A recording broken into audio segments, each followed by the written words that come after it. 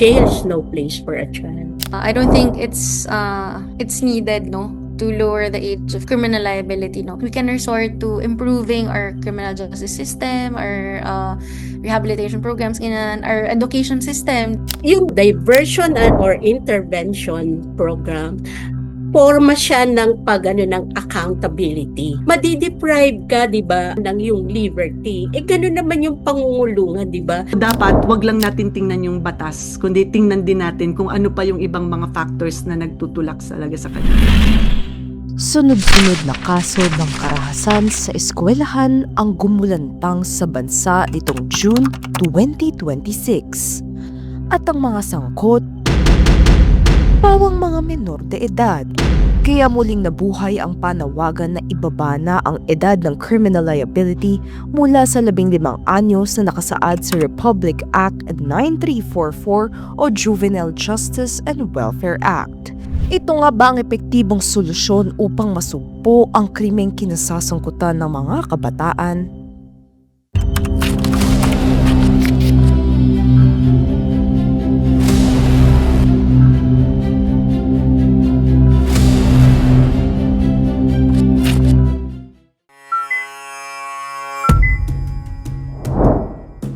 Itinakda ng Juvenile Justice Law ang minimum age of criminal responsibility sa edad na 15.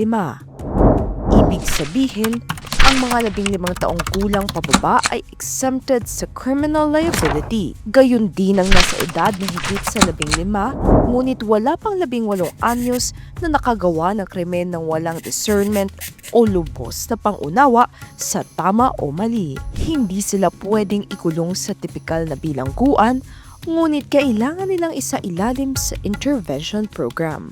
Pero kung mapatunayan na may discernment ang mga nasa higit 15 taong gulang, maaari silang mapanagot sa batas. Posible silang sumailalim sa diversion program.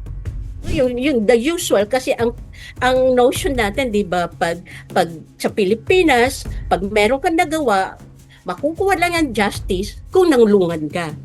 May ganun that's the punitive. We have to acknowledge that the children, even if we call them children in conflict with the law, they have rights pa rin, no? So they have their right to be assisted, they have their right to be presumed innocent, okay, until proven guilty. To require more from the children would be unfair on their part, especially if i-consider natin sila or i-treat natin sila at par with the adults. Iginiit ng Juvenile Justice and Welfare Council o JJWC na mahalagang isaalang-alang ang psychological at mental capacity ng isang bata sa usaping pagpapababa ng criminal responsibility. Usually, pag 15 years old ka, hindi pa complete yung brain development mo, at least kahit paano papunta ka na doon at medyo meron ka ng discernment na alam mo na yung tama at mali. Yung pinaka-important talaga is the science of brain development kasi nakikita natin ngayon ang time na nagmamature lang yung brain nila is between 22 to 25 years old.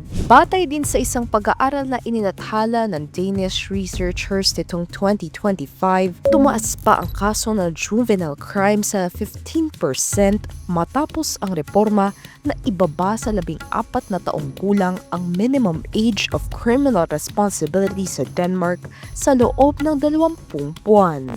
Binigyan din sa kanilang pag-aaral na higit na limitado ang kapasidad ng mga kabataan sa pagdedesisyon dahil sila ay mas padalos-dalos sa kanilang mga kilos, may mas mababang antas ng self-control at mas madaling maimpluwensyahan ng ibang mga bagay o tao sa kanilang paligid.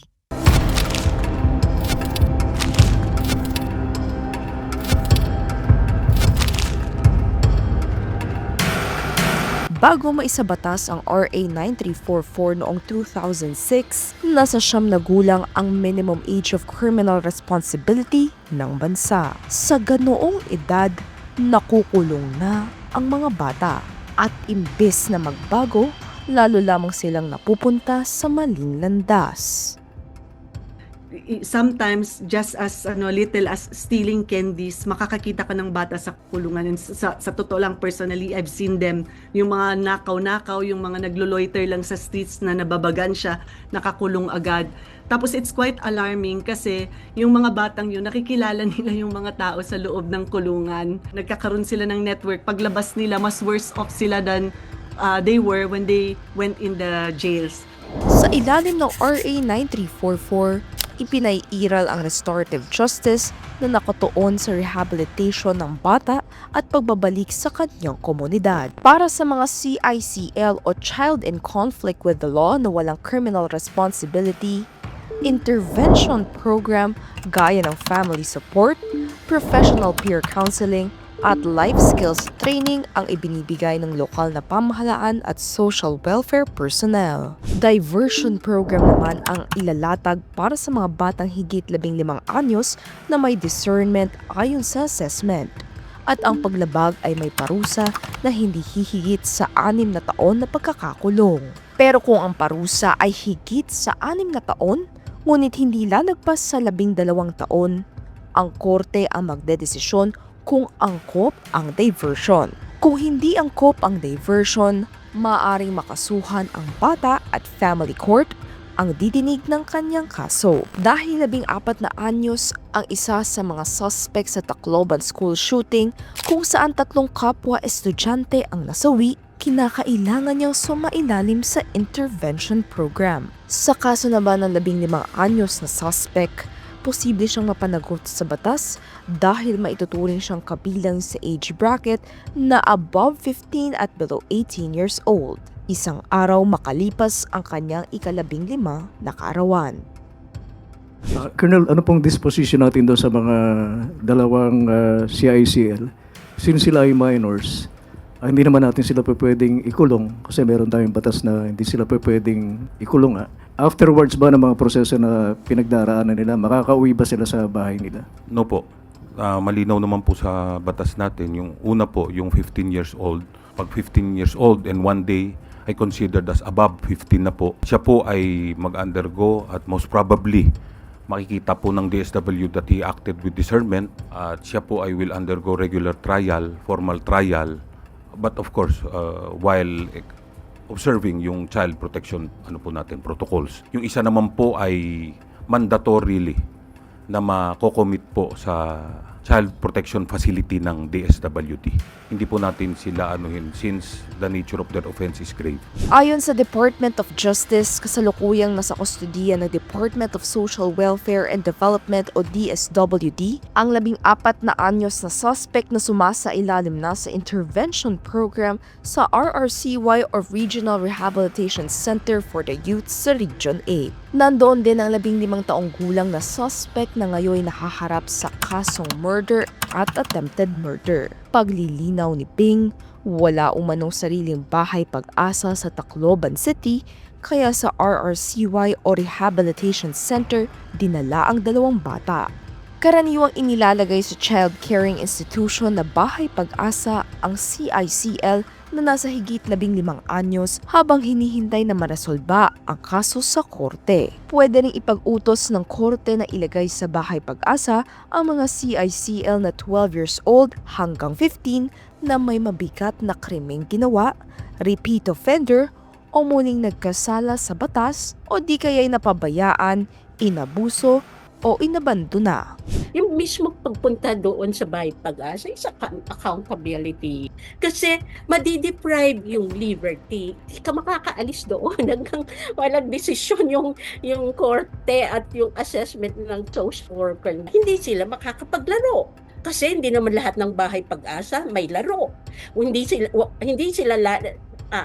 sa pamilya nila dahil hindi naman lahat madadalaw sila lagi doon. Di sila makakapag-aral. Marami siyang madideprive rin ng mga karapatan. So yun yung minsan nakakalimut. Sa ngayon, mayroong 118 na bahay pag-asa sa bansa.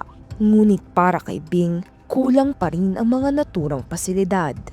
Maging ang kakayahan nito para ma-rehabilitate ng mabuti ang mga CICL. Lalo na't mayroon pa rin mga insidente na inilalagay sa bilangguan ang mga CICL lalo na kung walang bahay pag-asa, RRCY o accredited youth centers sa isang lugar. Samantala, paano naman kung mapapatunayang guilty ang isang CICL o menor de edad na sangkot sa kasong kriminal, gaya ng 15 taong gulang na suspect sa Tacloban shooting. Makukulong ba siya sa isang adult person pagtungtong niya ng 18? Nasususpend muna yung sentence against a child. It does not mean na magkukulong ka na sa new believe it or sa regular kulungan. So, may protection pa rin na binibigay yung law doon sa bata, even if age of majority na siya at the time na na-promulgate or na rule na siya ay guilty of the crime charge. Sakaling hindi sumunod ang bata sa itinakdang diversion program at bigong ma-rehabilitate, saka magdedesisyon ng korte kung i-extend ang kanyang pananatili sa rehabilitation center o kung ilalagay siya sa isang adult facility. Dagdag ni Attorney Gutierrez, bagaman may itinakdang exemption sa criminal liability ang batas, hindi ito nangangahulugan na wala na silang civil liability. Regardless kung exempt sila sa criminal liability or hindi, laging may civil liability involved. Halimbawa, yung moral damages, yung mga exemplary damages, attorney's fees, ano yung mga moral damages, or ano yung factors para mag-decide si judge na may moral damages. Halimbawa, nag-cause ng sleepless nights, na-anxious na yung family, na-anxious na yung victim, or yung family ng victim involved, ganyan. So, yun yung mga tinatawag natin mga danyos. So, yung parents yung sumasagot talaga for the civil liability aspect, okay? Pero if hindi ito mabayaran, it will depend sa judge kung ano yung magiging recourse doon as to how it will be enforced, yung civil liability. Sa nakalipas na dekada, nagkaroon ng pagbaba sa bilang ng CICL sa bansa. Mula sa mahigit 24,000 na napaulat na CICL noong 2016, bumaba ito sa higit kumulang 5,000 nitong 2025, ayon sa datos na nakalap ng JJWC. Patunay umano ito na epektibo ang intervention at diversion programs na ginagawa ng otoridad at katuwang na mga ahensya. Sa Juvenile Justice and Welfare Council, ang dami rin na-document. Ang term namin, success stories, no? Na kung totoo talaga na mapupunta sila sa bahay pag-asa, marirehabilitate sila, hindi na sila uulit. Yung recent lang nung anniversary ng RA 9344, may isang nagsabi dun sa napuntahan namin na na facility. Manager na siya ngayon ng isang fast food, no? Kasi nabigyan siya ng pagkakataon. May mga naging pulis na, may mga naging social worker. Talagang parang giving them second chance, no?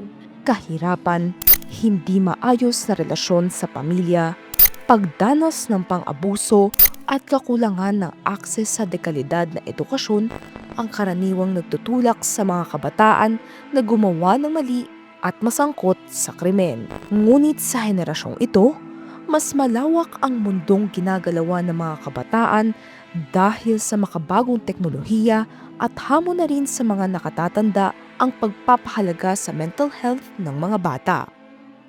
And our latest research in a high school in Manila showed that 60% of the children have suffered trauma. That's very high. And half of them are suicidal. Again, very high. So the issue of having access to mental health care. Now, all teachers, or everyone working in the school, should be trained on trauma-informed care. Kailangan natin mag-provide ng pagkakaabalahan nila na hindi lang social media, na ma-exercise nila yung kanilang skills to communicate, yung ma-enhance yung kanilang the human side, yung kanilang manonurture, yung kanilang pagiging bata. Magbigay tayo ng mga oportunidad ng mga programa down sa barangay. Hindi lamang pamilya, paaralan at komunidad ang may responsibilidad na pangalagaan ang kabataan. Mahalaga rin ang papel ng pamahalaan sa pagbuo ng mga pulisiyang nagtataguyod ng kanilang kaligtasan at sistemang walang bahid ng karahasan.